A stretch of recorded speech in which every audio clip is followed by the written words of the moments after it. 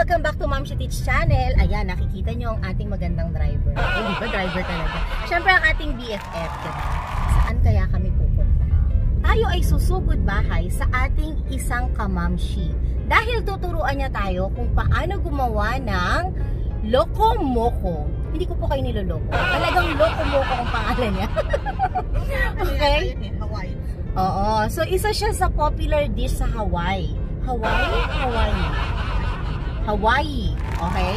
So, malalaman natin kung paano nga ba lutuin yan pagdating natin doon. Okay? At mamimit nyo din yung isa nating kamamshi dahil siya ang magtuturo sa atin ng step by steps kung paano gumawa ng napaka-easy at napakasarap na Loco-Moco. Yan! Finally, nakita namin at nagtagumpay kami. So, napakagaling talaga ng ating maring araw mag-drive. Buti na lang, diba? Dahil kung ako, hindi po ako makakarating dyan. Ayan! Nandito na tayo sa bahay ng ating mamshi na si Rio. Okay, so bababa na po tayo para ma-meet nyo siya. So finally, nakarating na nga tayo sa bahay ng ating kamamshi na si Rio. At excited kaming lahat dahil ituturo na niya sa atin kung paano nga ba gumawa ng Loco-Moco. Ayan, yan si Sis Rios. Hi! Ayan. Salamat sa pagbisita! Ayan, okay. Excited kami sa food. Oo. So ngayon, ano nga ba ang Loco-Moco? Baka kasi akala nila niloloko ko lang sila sis eh. Di ba ito na yung Loco-Moco? Oo. Ang Loco-Moco ay pagkain sa Hawaii. Local food nila yun doon. Ground beef, usually ang ginagamit nila na may gravy. Okay. And then, so paano yun? Parang piprituhin lang natin yung Oo. Bali, gagawa tayo ng patty. I-mold natin na parang burger steak. I-fry natin, tapos gagawa tayo ng gravy sauce. Oh, so para lang siyang Jollibee na burger steak? Parang gano'n. Yeah, parang Okay. burger steak ng Jollibee. Own version ko lang to ng Loco-Moco. Okay. So, iba-ibang version yung mga, depende sa nagluluto, paano nila ginagawa yung Loco-Moco nila. Oh, kung sa bagay totoo yan. Kasi like parang adobo. Tamis na adobo, garlic adobo. So ito po, syempre hindi naman po kami mga chef, no? Hindi naman kami mga professional, ha? So ito, tuturuan lang namin kayo.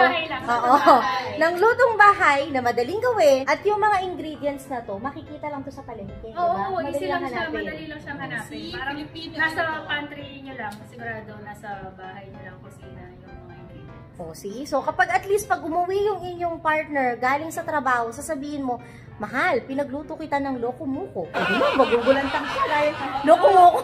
Niloloko mo ba ako? So, ngayon, simulan na natin. Okay? Okay. Ready? Excited na kami. Excited na kami dahil medyo gutom na din kami.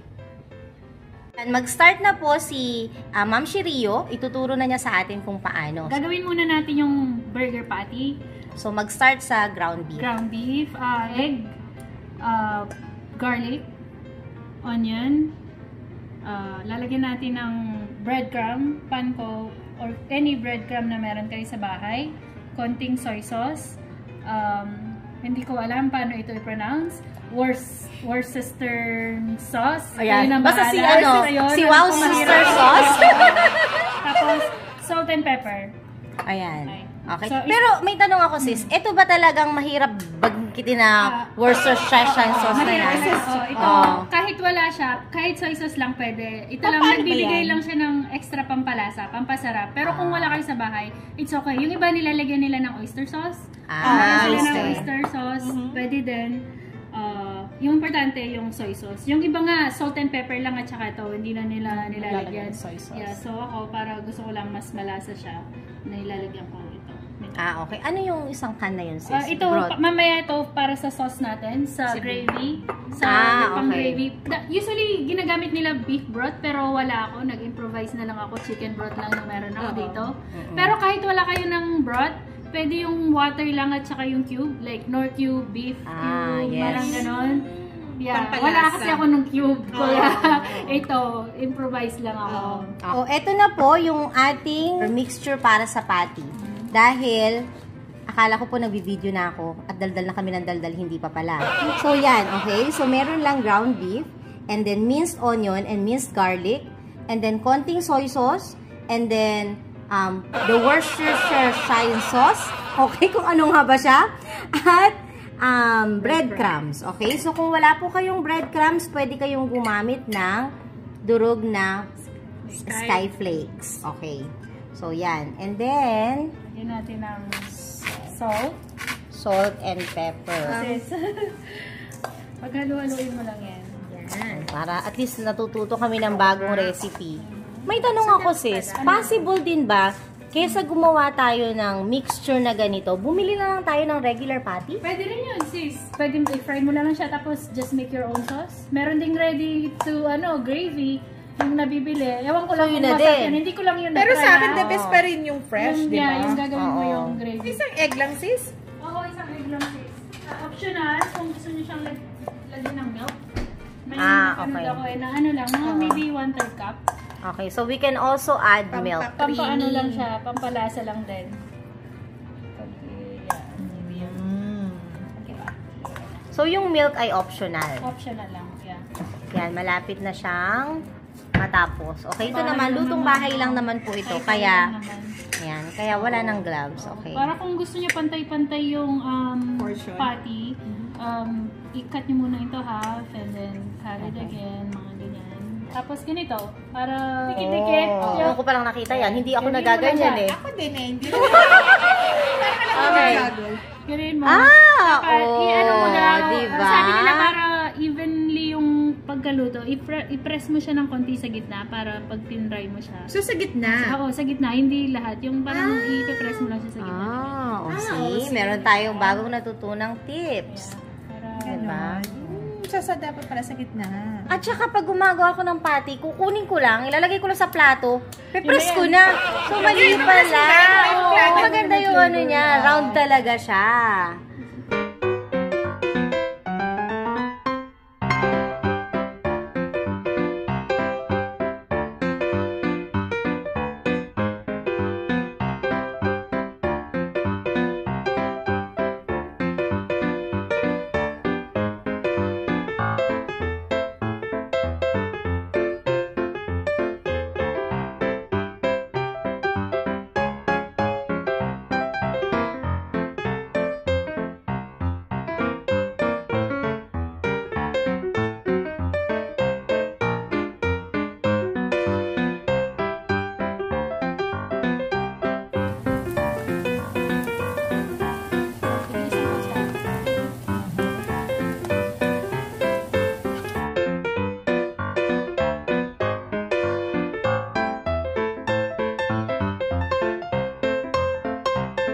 O yan, ginugol na namin ha. Alam na namin ang tawag. Okay, Worcestershire. And ngayon, dahil luto ng ating mushroom, lalagyan na natin ng slurry. Ito yung tubig na merong cornstarch. Yan, malapit nang maluto ang ating gravy. Nakaka-excite. At tingnan nyo na ang ating magagandang mga cook. So, pwede rin pala yung pagsamahin yung mga chicken broth, tapos beef. Oo, sis. Kung may pinagkulon ka ng chicken, Oo. tapos itabi mo, or yung beef, kuha ka ng konti. Pwede pala. Kaya wala ka nun, yung beef broth na lang, saka Oo. tubig. Pwede din. Pwede pala. Akala ko before. As long as may Worcestershire. Worcestershire. Si Worcestershire. Okay, so tandaan nyo daw, hanapin nyo yung si Worcestershire. Okay. So, medyo mahirap siyang i-pronounce pero sulit naman kasi masarap. Kumpay ng ating mga mamshis magluto ng gravy. So, ngayon, ire-ready naman nila yung ating plating. Ayan. So, nakapagluto na din kami ng fried egg. Okay. So, paano ang ating gagawin? So, kumuha na ako ng rice. Rice. Lalagyan lang natin ito ng for presentation lang. Okay, parang Furikake. furikake. Pero kahit wala, hindi naman kailangan lagyan siya. Okay. So, lalagyan na natin ng patty. Ayan. Ice patty and then gravy. Wow.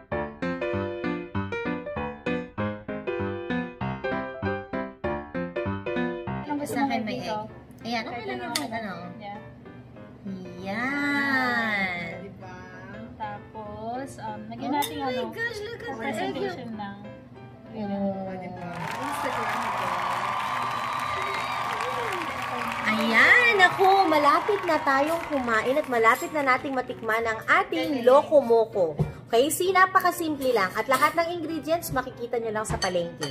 'Di ba? So, after nito, meron pang pabonus si Sis Rio. Tuturuan niya tayo kung paano gumawa ng fettuccine pasta. At ang maganda dun sa pasta na ituturo niya sa atin mamaya, hindi siya instant. Okay? So, gagawin niya from the scratch. At lahat daw ng recipe na gagamitin natin ay mabibili lang sa palengke. Okay? So, for now, kakain muna kami at i-enjoy ang ating masarap na Loco Moco!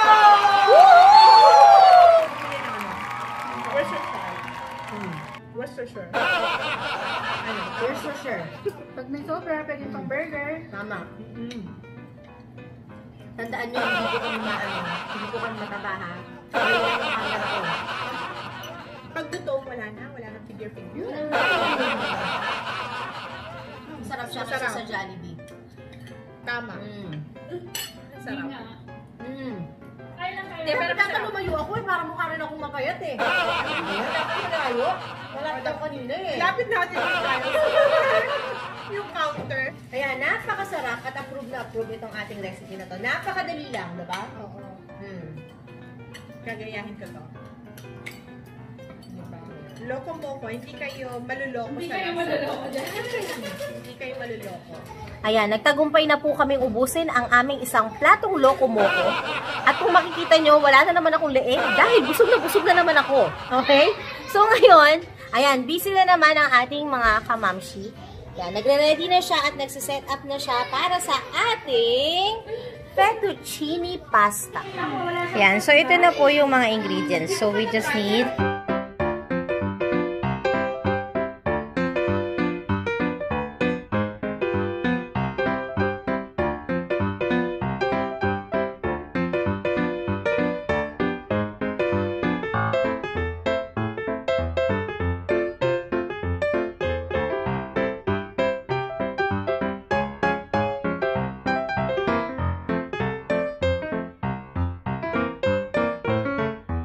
dahil kumukulo na ang ating tubig, so nilagay na ni Ma'am Shiara ang ating pasta para maluto na. Okay, so silang dalawa ang busy sa kusina, ako naman busy lang sa pag-vlog. Half cook muna ng pasta. Nag-start siya sa pagpa-fry ng shrimp. Okay, so this is her version ng fettuccine.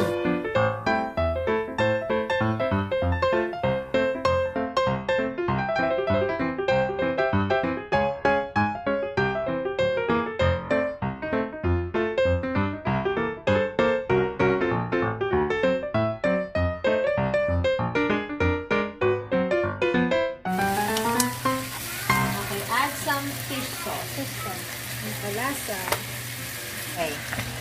So, pasta water. Okay, add some pasta water. Pepper. Yung pasta. Adding the heavy cream. Add the heavy cream.